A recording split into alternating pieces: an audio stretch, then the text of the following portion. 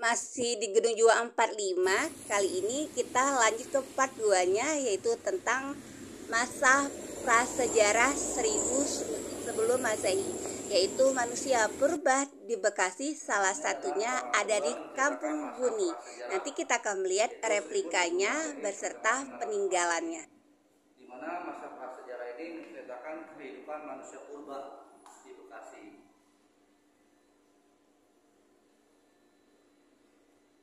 Ini adalah peta persebaran manusia purba yang ada di Bekasi. Salah satunya di Kampung Buni. Buni itu nama daerah di Bekasi, yaitu Kampung Buni, daerah Babelan. Babelan di mananya itu? Desa Muara Bakti, Kecamatan Babelan. Kampung Buni. Iya.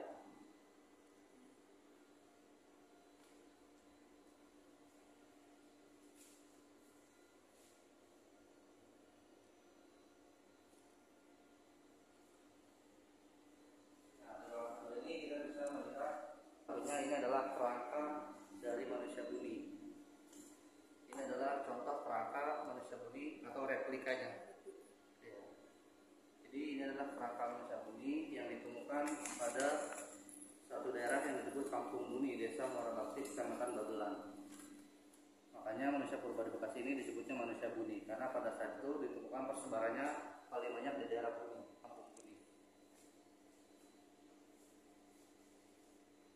Di situ adalah benda-benda asli peninggalan manusia Buni atau artefak-artefaknya. Di sini kalian ada. Ini boleh di. Boleh. Tadi soalnya ada yang berapa nggak dibolehin katanya. Paling agak dari jauh aja, Okay. tidak terlalu di zoom ya. Oke. Nah, ini ada tulang-tulang binatang hasil berburunya manusia Buni. Ini manik-manik, perhiasannya atau aksesorisnya. Kemudian ini bandul terakota sebagai pemberat jari. Karena dulu kehidupan manusia Buni ini berburu antara di laut dan di hutan. Nah, ini adalah beliung sebagai kapak atau alat potongan seperti gambar di atas. Manusia Buni memegang tongkat, di ujungnya ada sebuah beliung atau kapaknya. Nah, kemudian ini adalah gerabah manusia Buni, yaitu ada wadah makan yang terbuat dari tanah liat. Namun ini dalam bentuk pecahan, karena pada saat ditemukan sudah dalam bentuk pecahan, karena rata-rata ditemukannya di daerah persawahan. Nah, kemudian di ruangan kedua juga ada smart table, yang dimana kita bisa mengakses tentang informasi manusia Buni di alat ini. Kita tinggal tap tangan kita. Oke. Lalu Boleh akan dicoba? muncul, ya, ada 3 pilihan. Yang pertama perkakasnya. Nah, seperti tadi tuh. Nah, kalau ini dalam bentuk gambarnya. Nah, terang, bisa diklik. Diperbesar, diperkecil.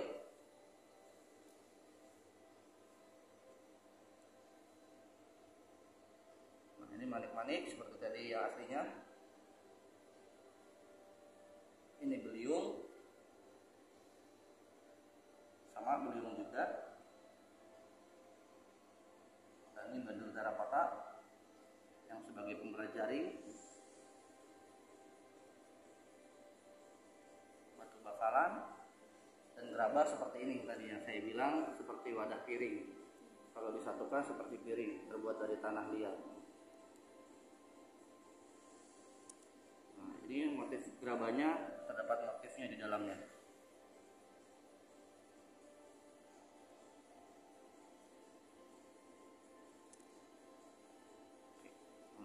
Kemudian ada lagi.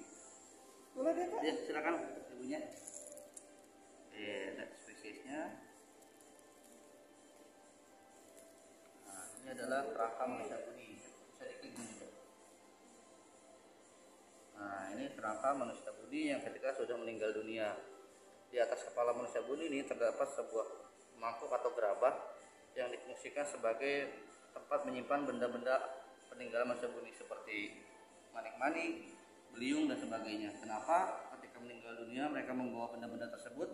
Karena manusia Buni ini termasuk kepercayaannya animisme dan dinamisme, yang dimana mereka percaya pada benda yang terdapat roh nenek moyang di dalam benda tersebut.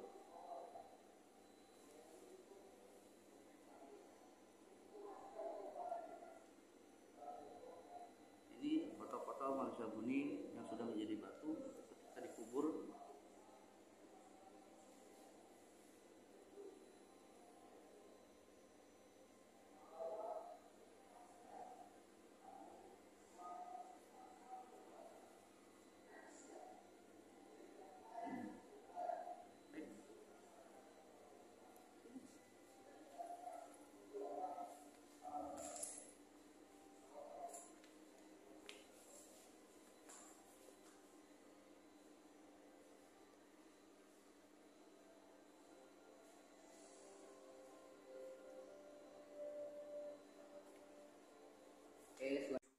Selanjutnya, masa Kerajaan Tarumanegara abad ke-5 sampai ke abad ke-7, di mana kita mengetahui nih asal-usulnya Kota Bekasi pada masa tersebut.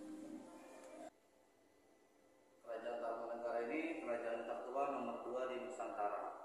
Nomor 2? Iya. Nah, pada masa kerajaan Tarumanegara meninggalkan beberapa prasasti. Ini adalah gambar-gambar prasastinya. Prasasti itu adalah benda-benda besar yang digunakan oleh orang-orang pada zaman dahulu sebagai alat untuk menulis. Nah, ini ketujuh prasastinya, 5 ditemukan di Bogor, 1 di Jakarta Utara, dan 1 lagi di Pandeglang, Banten. Salah satu prasastinya itu menceritakan asal-muasal nama Bekasi, yaitu prasasti Tugu yang ditemukan di wilayah Jakarta Utara. Karena di penulisan prasasti Tugu itu terdapat asal-muasal nama Bekasi. Jadi Bekasi dulu namanya adalah Candrabaga. Candrabaga itu diambil dari nama sungai di India, yang artinya Candra itu bulan, Baga itu bagian atau bagian dari bulan. Bahasa Sanskertanya yaitu Bagasasi. Lalu berubah nama menjadi Bagasi. Kemudian ketika datang orang Eropa tidak bisa menyebut Bagasi. Mereka menyebutnya Bacasi. Lalu dari kata Bacasi lahirlah kata Bekasi sampai sekarang. Nah, ini adalah contoh gapura dari Kerajaan Tarumanegara atau bangunan-bangunan Kerajaan Tarumanegara, yang dimana Kerajaan Tarumanegara ini identik dengan tumpukan batu bata merah. Tapi ini hanya sebuah replika. Peninggalan yang masih ada di Indonesia dekat dengan Bekasi yaitu di daerah Karawang, namanya Candi Jiwa atau Candi Cibuaya, seperti gambar di samping. Nah, ini Candi Batu Jaya atau Candi Cibuaya. Ini adalah bangunan mirip seperti yang ada di sini, ya, tumpukan batu bata merah, namun ini berbentuk candi.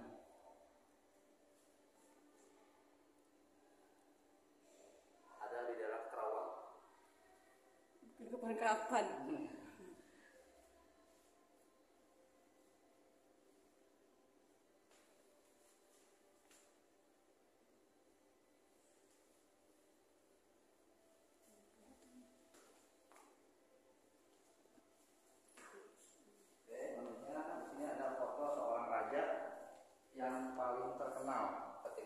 Kerajaan Tarumanegara.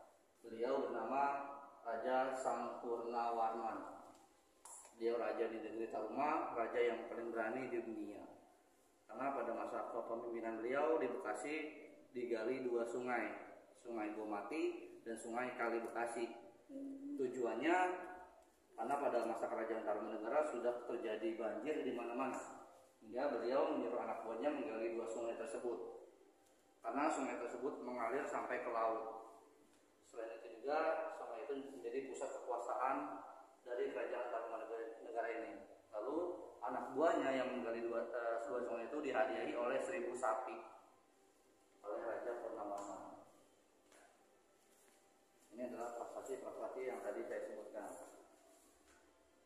Ada Pasir Awi, Pasir Koyaka, Muara Cianten, Cidang Iang, Kebun Kopi, dan Ciaruten.